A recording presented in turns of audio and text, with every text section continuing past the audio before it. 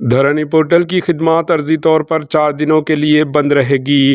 ریاست تلنگانہ بھر میں دھرانی پورٹل کی خدمات 4 دنوں کے لیے بند رہیں گی۔ ڈاٹا بیس ورژن کے اپ گریڈیشن کے باعث دھرانی خدمات عرضی طور پر بند کرنے کا اعلان کیا گیا۔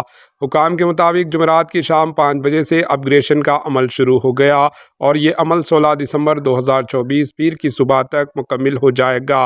اسی دوران دھرانی خدمات دستیاب نہیں ہوں گی۔ واضح رہے کہ گزشتہ 3 دنوں سے دھرانی خدمات میں شدید خلل آیا ہے۔ چارشمے سے دھرانی OTP بھی نہیں آ رہے تھے، جس پر عوام نے شکایت درج کروائی۔ Bureau report, AHN news.